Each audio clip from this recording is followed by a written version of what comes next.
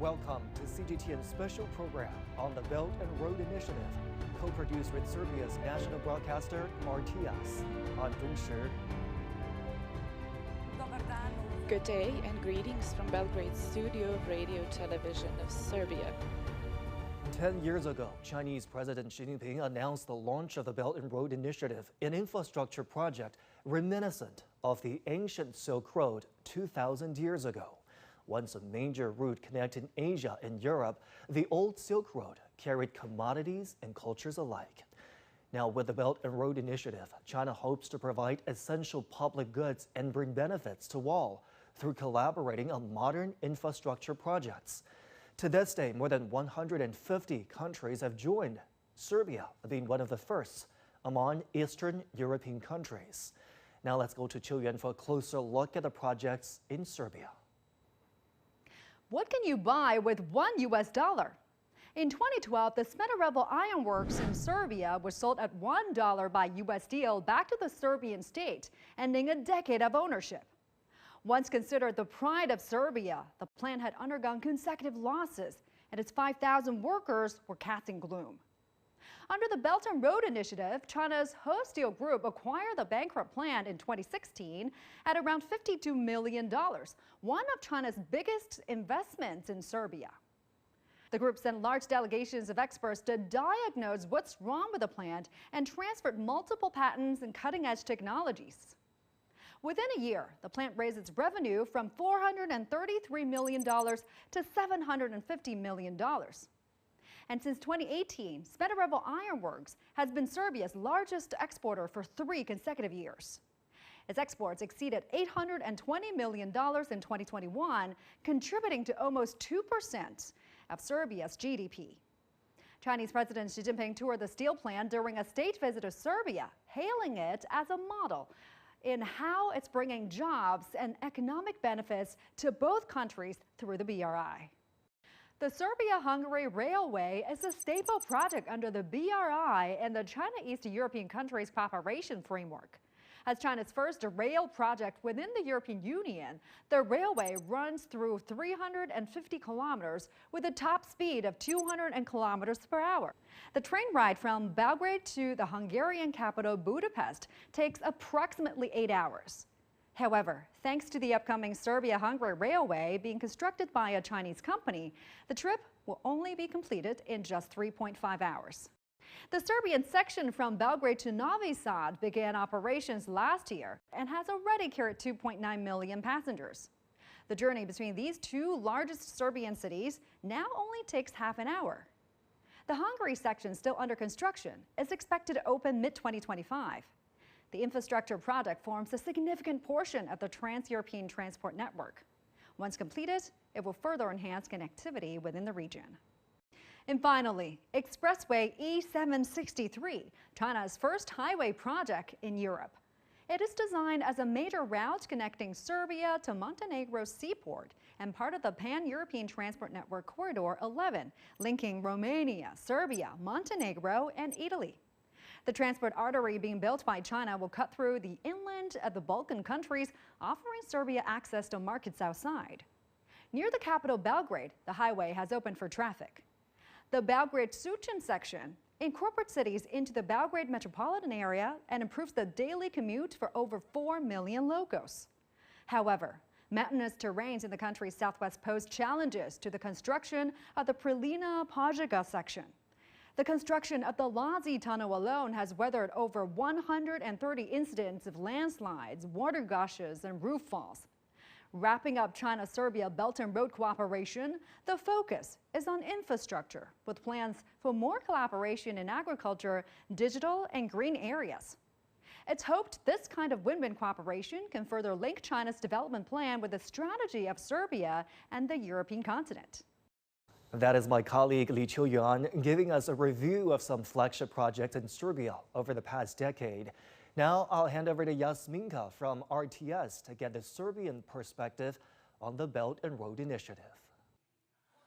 Our guests at the studio, Dr. Jovan Chavoshki, sinologist at the Institute for Recent History, and Mr. Bojan Lalic, director of the Belt and Road Institute in Belgrade, will talk about the progress made by these two countries in the field of cooperation and mutual connectivity. Welcome. I had the privilege to participate with Professor Predrag Simic at the first seminar dedicated to this initiative called the Silk Road Economic Belt, held in June 2014 in Urumqi, as the only two representatives from Serbia. When it comes to the number of participants from 23 countries, we could see outstanding interest in this project. Mr. Lalic, to what extent do the countries who are part of the initiative manage to develop economically on their own, but also to develop their cooperation with China? And how would you assess the biggest economic successes of cooperation between China and Serbia? I am sure that the biggest economic successes are yet to come. A precondition for multilateral and bilateral cooperation is that a country has its agenda, that it has its own path and a desire where it wants to position itself. Serbia has made its path, its agenda. It's the only country in the region that has 4 scientific and technological parks and many business incubators. Serbia wants to be recognized as a country of high tech and innovations. It's important that people between these areas need to communicate. We are now at a level of constructing this infrastructure. The Chinese say when you want to do any job, a business, you first need to construct a road. Now we're constructing roads. Up until recently, our roads were very modest. And when we see that, for example, I participated in a research just before the COVID pandemic. It was about the startup ecosystems in the world, and the research observed an ecosystem Belgrade-Novi Sad. Belgrade-Novi Sad in the range of Shanghai is from 80-90 kilometers, which is the distance from Belgrade to Novi Sad. This ecosystem has potential, and when you add a part of a completed Silk Road or the Belt and Road, which is the railway which now transports people from Belgrade to Novi Sad and vice versa in half an hour, which is a huge benefit in any city to combine 2 points for such a short time, you have a chance to develop it even further. So the way that we now go to Čačak, for instance, the highway Miloš the Great to Čačak is an infrastructural story. When we look at the economic landscape in Čačak, you know that above 50 million greenfield investments that were, I think, first and foremost of the German companies are now being developed there because infrastructure made it a more connected place, a closer place. Mr. Chavoshki, the 3-day visit of President Xi Jinping to Serbia in 2016 provided momentum both to political and economic projects and to the scientific and cultural cooperation, tourism and connectivity between our two nations. Of all the projects, which would you single out as the key to our mutual interest as a sinologist and as a scientific worker? Yes, as you said, this visit was extremely important because it was the visit of a first Chinese head of state after 30 years. So this really did create a favorable political ambience to further develop cooperation, and it was a culmination of a process of building good political relations on a bilateral level starting with 2009 when we signed the agreement on strategic partnership. It is extremely important to create a good political ambience with China that will then give rise to all other positive results in mutual cooperation. Of course, after the political level, this cooperation was shifted to the economic plan, and those are the projects that you and Mr. Lalic mentioned. So the construction of primary infrastructure such as the highway Miloš the Great and the railway to Novi Sad that will ultimately continue up to Subotica and ultimately to Budapest in Hungary. Then a very successful takeover and restarting of the projects in terms of energy, mining, copper mining. We already mentioned the steel factory in Smederevo and the mine and smelting factory in Bor, Zijin as well. So these investments are very important important. And in all segments, we see important results. First of all, as I said, infrastructure, economy. We have new jobs and we have kept old jobs that were threatened to be lost. At the same time, we have new technologies that were brought in these companies, acquired by Chinese companies. So this know-how is also being transferred to us through this cooperation. At the same time, interpersonal contacts, which is something very important for me as a scientist and an educational worker, are really booming. When I was in China, when I was doing my PhD there, the connectivity wasn't as intense and the exchange was very rare. But now, the people from China who want to learn about Serbia and ex-Yugoslavia, about its history, politics, and economic, people are coming here more and more from China to study here, to learn, to study the territory here and all its segments. And what is also very important is that tourism exchange has been on the increase, especially when we abolished the visa regime. And this really helped to enrich and expand the context, interpersonal context. Now many Chinese tourists come here who visited Serbia before the COVID pandemic, and now this number is also on the increase again, and I hope to attain the levels from before 2019 and even to overcome it. And this is also very important because people of Serbia get to know the people of China, they get to know about China, its politics, its presence here, and Chinese get a better understanding of the people in Serbia, and they have very positive impressions of our country and of our people, and they become friends of Serbia in different spheres of life and on all levels, from the highest where the heads of states are to the lowest interpersonal level where common people just talk to each other. This entire initiative has provided on this bilateral level a huge incentive, and I hope that it will continue in the future. Mr. Lalic, to what extent has this cooperation been strengthened during the COVID-19 pandemic through the provision of vaccines and medical supplies? What is the current trade volume between Serbia and China? And what are the greatest challenges in the future cooperation? Well, definitely, I think that the occurrence of the pandemic has strengthened our relations.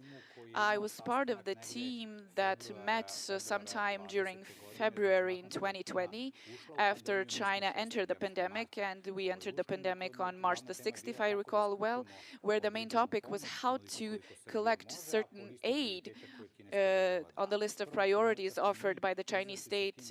We wanted to help them, and then it reflected in the huge amount of help that we got from the Chinese through labs and medical supplies and so on, and a team of experts who significantly helped us organize in a proper way. But of course, we hope that this is in the past now. And about the current situation, we can say that in 2020, our total trade volume was approximately $6.14 billion, according to the Chamber of Commerce in Serbia. And in the first quarter in 2023, we are similar to the first quarter of 2022. So this trend continues. It is growing.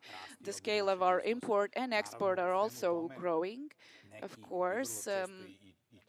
Some people often say, and we should talk about it, is that the context, credit trap, is something that is something that is a likelihood. I don't think so. When we talk about economic risks, I see it as a much greater risk, the situation where as Mr. Chavoshki said, where investments are bounded and the Belt and Road is a geopolitical infrastructural connectivity. By just saying that the presence of companies and loans are associated to our position about Russia or our position about the southern Serbian province, Kosovo and Metohija. These are greater risks if someone abandons a credit arrangement with us because of these reasons. When it comes to these loans, they are on the level of those that they could be obtained in the world, and they are there to be serviced. We need to develop our industry well to make it work well. If we are to take loans from someone, then it should be someone who does not get involved in our internal affairs, who respects our integrity, and so on. Dr. Chavoshki, international circumstances and the COVID-19 pandemic and the Ukraine war as well have somewhat slowed down the general implementation of the Belt and Road Initiative. The Baltic countries, for instance, have withdrawn from the 16+1 initiative, China's cooperation with countries in Central and East Europe. How would you assess the dynamics in implementing the set objectives of the Belt and Road Initiative, and is it gradually getting back on track? Yes, as you said, the pandemic and the geopolitical crisis and the conflict in Ukraine have caused a turmoil in the dynamics of future plans. The projects that have already been in motion by China through this entire initiative with different countries, I believe that they will continue in each of the individual countries, and I'm sure that they will be completed successfully. Of course, further projects in the future will depend on China and on everything that will take place in its environment. After China was completely closed and shut down during the pandemic, it strives to get back on its pre-pandemic level as fast as possible, to consolidate itself economically, to have this huge economic and political momentum in the world again. And at the same time, it will all depend on the situation that will be in the immediate Chinese surrounding, and as well as in Europe. What we shouldn't forget about the Belt and Road Initiative is the idea to connect the European Union with the end east of Eurasia, of course personified in the People's Republic of China, but the question remains of the development of the European and Chinese relations in light of the conflict in Ukraine, where the European Union has become the belligerent party in this conflict, and China stays aside and is a peacemaker, a country that keeps open channels with all the participants involved in the crisis. So we will see how this will develop on the level of the European Union and member states in the member states of the European and also other countries in Europe, including ourselves. As you said, the Baltic countries, Lithuania has withdrawn and the other two are very reserved. We will see the relations between China, Russia, the United States, the crisis. How will this reflect on the initiative, on the certain countries in Central and Eastern Europe? But all in all, China wants to continue to develop this initiative, and it will continue to invest economic, political, financial, and other resources. I believe that individual countries will continue to cooperate with China on this agenda. Serbia will stay on its path of good bilateral cooperation with the People's Republic of China. Of course, in the wider European environment, it remains to be seen how this will reflect on it, but I believe that the Chinese Belt and Road policy will be now the primary importance for Chinese political and economic safety. This is the motto of our conversation. Mr. Chavoshki and Mr. Lalic, thank you for the conversation. Now let's go to Beijing to hear how the Chinese capital sees the cooperation between Serbia and China within the Belt and Road Initiative. Thank you, Yasminka, for the insights into how the Belt and Road is playing out in Serbia. And joining me now here in Beijing are Cui Hongjian, Director of the Department for European Studies at China Institute of International Studies, and Wang Yiwei, Director of the Institute of International Affairs at Renmin University of China. Mr. Wang is also the author of the book, The Belt and Road: What Will China Offer the World in Its Rise? Gentlemen, fantastic to have both of you on our special program today. Mr. Cui, I want to start with you. China and Serbia jointly signed an MOU in mid-April to start negotiations on a free trade area. We know about what free trade agreements do. They significantly increase the volume of trade, encourage the flow of goods between countries. Can you shed light on the possible outcomes from that area? Certainly, I think it's very good news for China and Serbia. Now they started the negotiation of FTA. Also, you know, the first phase of cooperation between China and Serbia certainly is focusing on the infrastructure and to have some more connectivities. Also, you know, now China invested a lot in Serbia for some factories, for some highway and railways. But at the same time, I think that for China and Serbia, they try to promote the cooperation. Certainly, they need to facilitate this policy environment and provide some more favorable environment for both sides, especially for business cycle. Also, we know once there is the FTA between China and Serbia, certainly it will be very helpful for some more, cooperation in trade and investment. Even as we know, in the past years, the China-Serbia have a very good, increase of trade, bilateral trade. For example, the year before last year, almost 3 times increase for bilateral trade, and even last year, and also more than 10% of the increase of trade volume. But once there is a FTA, certainly, I think both two sides will have some more exchange, not only on trade and also, as we know, the movement of people and some other cooperation. Going forward from this point, what will be the highlight of this relationship going forward? Obviously, both sides have focused on trade. They have also focused on cultural as well as people-to-people exchanges. What about the future? Where does the future lie? I think the future is, like the European Union says, is a transformation, digital and green transformation. Serbia is applying to join the European Union. So their standard, their plan should match with the European. So for those countries, actually, they suffered a lot. 20 years ago, the NATO bombing destroyed many facilities, infrastructures. So you need rebuild and then mutually connected and digitalized and the green for green growth. So that's common challenges for many countries. So China actually, we said Chinese modernization is not evolution. It's parallel approaches. So digitalized industry and industrialized digital. So this is we can have the both coordinated. So that's very attractive to Serbia and other European countries as well. I do want to take this opportunity to talk about some of the concerns and controversies, Mr. Wang, because with the rising costs of certain projects involved in the Belt and Road Initiative, some people have criticized investment coming from China, calling them a Trojan horse of the expansion of the Chinese military and unsettling extension of the Chinese power. Is that concern warranted at all, in your opinion? 5 years ago, when my book, the Serbia edition, was launched in Serbia, the European Union official also raised similar questions, actually. It's the Serbia answer this, it's not myself, because he visited China. For instance, if you take the high-speed railway, Beijing to Tianjin, of course, it's not making money. But when the two cities connect each other, the cluster of industries boomed, like a tourist, infrastructure, all these. So real estate. So the BRI, how do they make money? It's not, if you just focus on one project, maybe it's there. But if you focus on the cluster of industries, in the long term, of course, they can make money.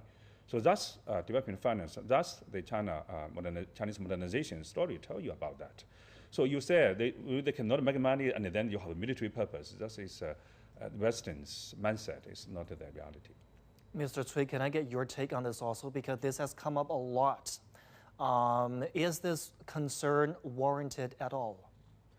I think that to some degree, there are always some suspicions from outside on this cooperation between China and Serbia. But of course, as we know that firstly, seeing is believing, and at the same time, I think once China and Serbia, they can find out the fundamental principle to promote this cooperation, and they do try find out some more example or some model of this cooperation. Once it could be introduced into some other countries, I think that certainly they will give some more strong proof that China and Serbia cooperation will be helpful, not only for both those countries and also for the region as a whole. Gentlemen, thank you for both of your insight. Do stay with me here on our special program. I'll be back with you in a few moments.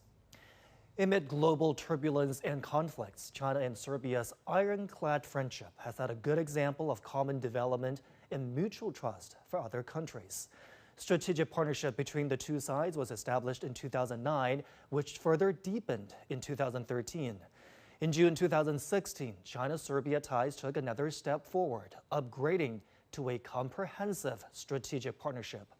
Bilateral relations between the two countries often include intensive political dialogue and exchange of visits at the highest level.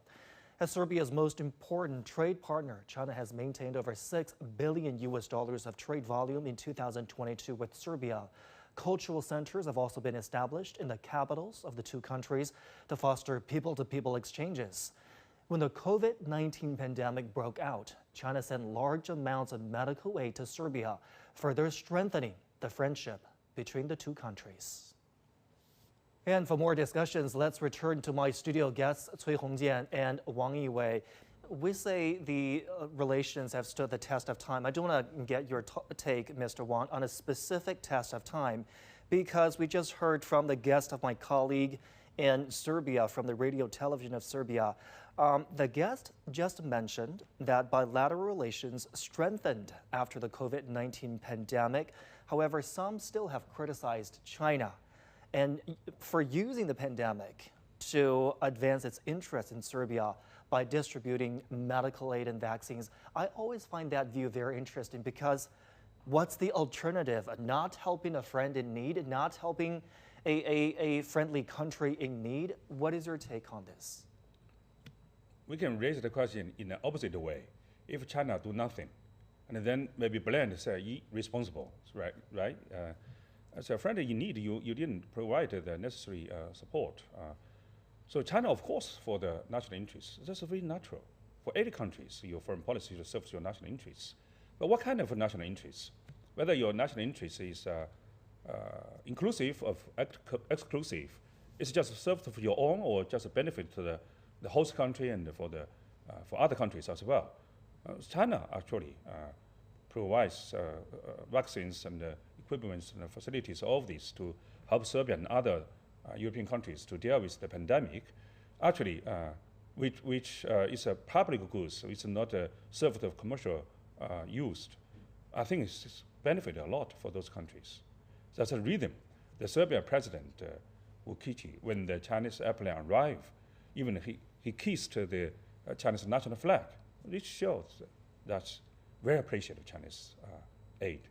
If we take a regional look at things here between China and Serbia, I mean, the bilateral relationship is representative of so many things, but how is it representative of China's relation with countries in the Central and Eastern European countries? Could China-Serbia ties lead China's partnership, China's ties with countries in the region, Mr. Cui? Certainly, as we know, so far the relations between China and Serbia now already become a very positive model in this cooperation between China and the Central and Eastern European countries. But also, we know, recent years, because of a huge change of the internal and external environment for some countries, I think there will be some also change for China cooperation with some Central and Eastern European countries. So no matter what happens, especially as we know, for some Baltic states, maybe they will have some new policy toward China. But no matter what happens for some other countries, I think once China and Serbia, they just insist what they think about is right. They think about right to do. I think certainly there will be some more positive influence from this bilateral cooperation to this multilateral cooperation at a regional level. Mr. Cui, Mr. Wang, we thank you so much for your analysis. Appreciate both of your time. Thank you. With that, we end this special program on the Belt and Road Initiative in Serbia, co-produced with Radio Television of Serbia. We thank to our Chinese colleagues for their cooperation. And on behalf of the entire team here in Beijing, we thank you for joining us. For more, please follow our series of cooperative programs on the Belt and Road, still to come on CGTN.